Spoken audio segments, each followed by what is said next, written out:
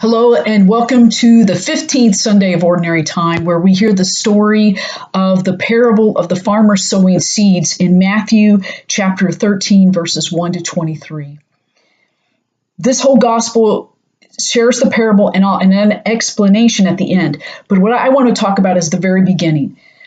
The parable. It's a method of storytelling that Jesus uses at the time, and it always has a twist. There's a message, but there's a twist behind it, and it's meant to turn our world upside down and to help us think differently. So the story begins that Jesus is teaching to a large crowd in the Galilee region, and he gets into the boat and says, there's a large crowd to teach. He's not in a synagogue, or he's not in a building inside for that. So he says to them, and the audience is primarily farmers, at the time, rural farmers in Galilee. So he says to the people, a farmer went out to sow seeds. Well, they understand that because they sow seeds. But what's the twist is he says this farmer is throwing seeds on the path, on rocky ground, and on rich soil. And they're probably laughing at him, thinking, what farmer in their right mind that seeds that are precious commodity would throw seeds just anywhere haphazardly? Because farmers at the time, and even I think farmers today, are very meticulous about how they box around their field and land to sow that seed in the rich soil to give it the best opportunity to grow and to produce life, food, nourishment. But Jesus kind of has that twist and says, a farmer goes out and sows seeds with wild abandon everywhere. That person on the path, on rocky ground, and on rich soil. And what's the twist is that God is abundant. God is sowing seeds. God is sowing love everywhere, regardless of where those seeds fall. Not being saying, let's just box it in and only put those seeds here, but God sows those seeds with wild abandon. So the story, this passage, it's important not to miss that point. He goes on to say, some fell on the path, birds came and ate it up.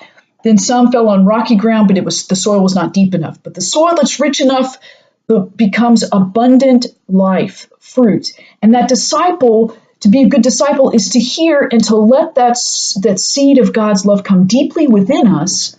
All those places, it goes back to explain, well, the seed falls on rocky ground, it's this or that in the gospel. But the reality is we all have those elements where there are places in our hearts that are so hardened that the seed won't grow. But maybe that seed can heal that hardened part.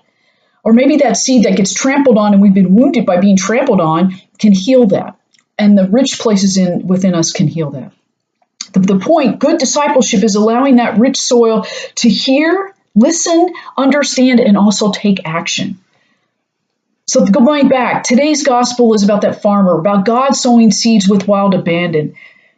Farmers, it's important to have that box. It's important to have a box sometimes to have that rich soil. But God is challenging us this week to not put love in a box, but sow that seed with wild abandon in our lives, everywhere. Let that seed of love and let God's love fall on everything we touch everywhere.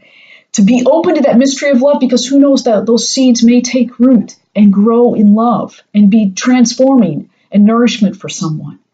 So today, as we listen to that story, as we walk the journey of life this week, let us be mindful how we sow seeds of love everywhere with God's wild abandon. Whether people laugh at us or not and think, are you crazy?